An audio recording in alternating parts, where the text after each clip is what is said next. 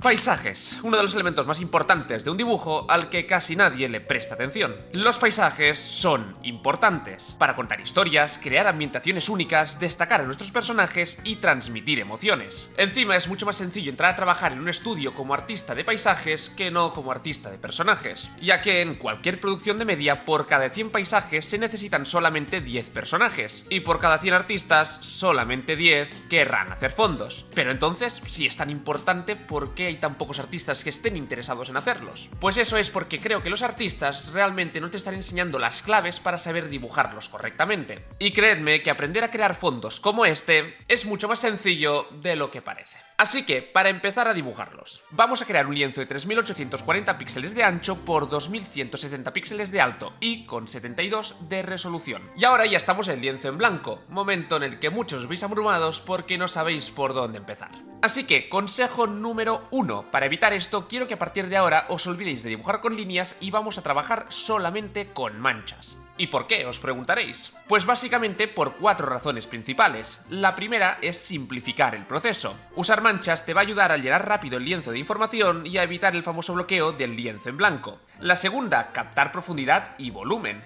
Las manchas permiten trabajar directamente con la luz, las sombras y el color, lo que hace más fácil entender la profundidad y las formas del fondo. Ahorrar tiempo y esfuerzo. Dibujar líneas es mucho más técnico y mucho más detallado. Además, las líneas no aportan tanta información visual como el color o las formas que dan las manchas. Y el último punto, facilita ajustes y mejoras. Con manchas es más sencillo modificar proporciones o experimentar con la composición antes de agregar detalles, lo que hace el proceso mucho más fluido. Pero bueno, ahora que ya tenemos esto claro, ya podemos empezar. Y aquí entramos de lleno con la regla de las 3 capas. Porque a partir de aquí mucha gente empieza a pintar el lienzo de forma aleatoria, metiendo manchurrones en todos lados sin mantener un orden específico. Y lo que mucha gente no sabe es que los paisajes se pueden desglosar y simplificar en 3 partes muy distintas. Vamos a tomar esta imagen de ejemplo y la vamos a dividir entre 3 capas. Primero de todo tenemos la capa del foreground, que es la zona más cercana de la cámara y es aquí donde normalmente aparecen objetos o elementos que no tienen relevancia en la escena y que se pueden usar para cerrar la composición. Luego tenemos el middle ground, que es la segunda porción del paisaje y donde normalmente encontraremos toda la información importante como el paisaje, edificios o elementos relevantes. Y finalmente la tercera capa sería el background, que es la zona más alejada y en la que normalmente encontramos el cielo, las nubes o las montañas más lejanas. Y teniendo en cuenta esto, ahora ya podemos empezar a colocar algunas cosillas dentro de nuestro lienzo. Voy a empezar colocando esta porción del suelo para marcar el horizonte. Ahora pondremos esta estructura de aquí para tener un punto de interés y con esto ya tendremos nuestro middle ground terminado.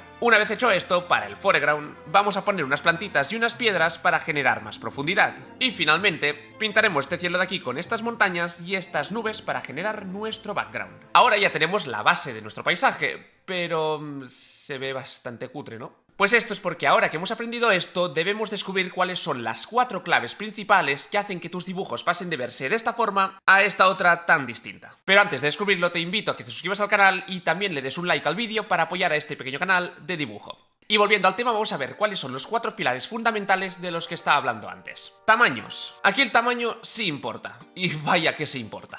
Porque aunque hoy nos voy a dar la lata con la perspectiva, una cosa que ya muchos conoceréis es que un elemento se hace más pequeño a medida que se aleja de la cámara. Y esto se aplica también obviamente en los fondos. Si tenemos este espacio de aquí, podemos colocar elementos variados a lo largo de todo el lienzo, pero siempre respetando el tamaño de las cosas. Esto quiere decir que básicamente, mientras que en el foreground el tamaño de las cosas suele tener entre el 200 y el 100% del tamaño original, en el middle ground este tamaño se va a reducir prácticamente a la mitad, y en el background se va a ver mucho más pequeño o directamente va a ser imperceptible. Formas orgánicas. En un paisaje y más en un entorno natural, las formas nunca son completamente rectas o simétricas. Los árboles son asimétricos, las rocas tienen muchos ángulos distintos, la hierba fluye como el pelaje y las montañas y las nubes forman siluetas únicas.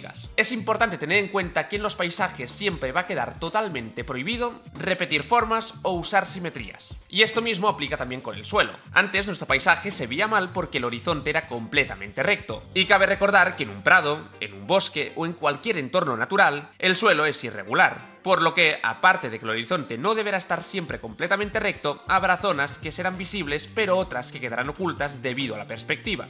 Además, al aplicar este método se generan capas adicionales dentro de los 3 planos principales, así que cuantas más capas añadas en cada plano, mayor será la sensación de profundidad en tu paisaje. Ambientación. Si observamos bien esta fotografía y vamos utilizando el cuentagotas para ver cuál es el color de cada zona, nos daremos cuenta que a medida que nos vayamos alejando, los colores van cambiando, acercándose más al color del cielo. Y esto es debido a que el aire no es completamente transparente. Me explico. Tenéis que imaginaros que el cielo es esto de aquí. Le bajaremos la opacidad hasta el 5% y ahora veréis que podemos observar el elemento del fondo sin problema, ¿verdad? Pero ahora, a medida que nos vayamos alejando, este rectángulo se irá multiplicando y multiplicando y multiplicando, hasta que, debido a la acumulación de todas estas capas, el color que antes se veía así, ahora pasará a verse de esta forma. Y si esto lo aplicamos en el paisaje de antes, funciona exactamente igual. Crearemos una capa con el mismo color del cielo y la vamos a poner encima de toda la zona que está más alejada a un 80% de opacidad. Ahora esto lo vamos a repetir varias veces en todos los planos de nuestro paisaje, pero a medida que nos vayamos acercando, la capa del color del fondo que estábamos haciendo la iremos bajando de opacidad hasta quedarse a 0. Y esto no solamente funciona con el color azul, sino que también cuando el cielo es rojizo, verdoso o de cualquier color que queráis usar. De hecho, este recurso es el que usan muchas veces los artistas de personajes para separar elementos como los brazos o las piernas. Bien, este es uno de los puntos más importantes, porque ahora tenemos un paisaje mucho más completo, pero ¿sabes lo que hace la diferencia entre este que tenemos aquí y este otro que tenemos ahora en pantalla? Pues exacto, la colocación de los objetos. Así que aquí vamos a aplicar todo lo que comentamos en el vídeo de composición, como lo de jugar con los tercios, asimetrías o equilibrios. Como es un tema muy extenso y ya lo comentamos en el canal, te recomiendo que te veas este vídeo de aquí por si no lo tienes muy claro. Pero aún así, tranquilo, porque te voy a mencionar cuáles son los 3 puntos claves a tener en cuenta sobre la composición. Horizonte. El horizonte nunca debe estar situado al centro del lienzo, sino un poco más abajo o un poco más arriba. Incluso podéis inclinarlo sutilmente para que se vea mucho más interesante. Equilibrio.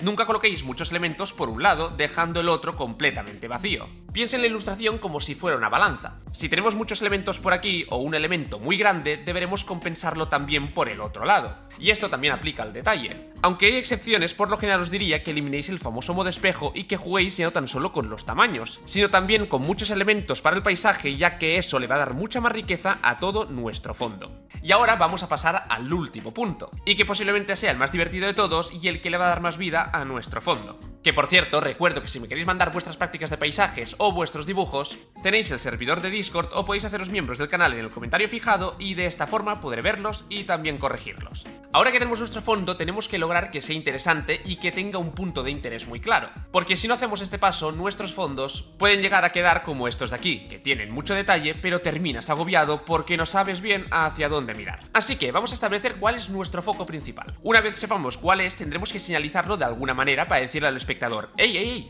Mira esto de aquí. Pero obviamente no lo vamos a hacer con flechas o círculos como si fuera una miniatura de YouTube. Así que, ¿cómo podemos hacer esto pero de forma muy sutil? Pues con la ayuda de todos los elementos del entorno. Si os fijáis en este dibujo, han utilizado el camino para llevarte hacia el elemento más importante de la ilustración. También en otros casos lo hacen con las hojas y los árboles, con las nubes o con las propias pinceladas. Así que con nuestro fondo vamos a hacer lo mismo usando estos elementos de aquí para crear un recorrido visual agradable, pero con una intención muy clara, que destaque esto por encima de todo. Aparte también os podéis ayudar de colores, saturando un poco más este punto principal y desaturando todo lo demás. También recomiendo poner el primer plano mucho más oscuro y a medida que nos vayamos alejando iremos utilizando colores mucho más brillantes. Y lo mismo sucede con los contrastes. Mientras que en las zonas menos importantes podemos poner todo menos contrastado, en las partes importantes de la imagen la iremos contrastando más para que se genere mucho más detalle. Y ahora ya es solo cuestión de ir puliendo todo el paisaje para dejarlo bien terminado. Pero si no sabes cómo pintar elementos como las piedras, las montañas del fondo, las nubes del cielo,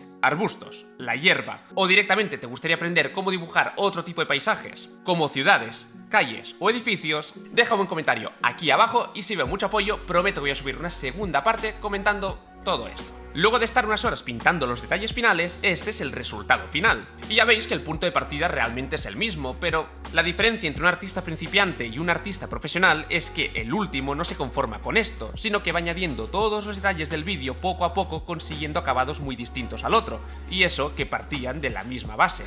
Obviamente esto es solamente una introducción al maravilloso mundo de los paisajes, pero aún quedan muchas cosas interesantes por aprender, así que te recomiendo que te suscribas al canal para no perderte ningún vídeo de esta serie. Y también te recomiendo que te veas este vídeo de aquí porque te va a facilitar un montón la vida a la hora de dibujar tanto paisajes como personajes. Nos vemos en el siguiente.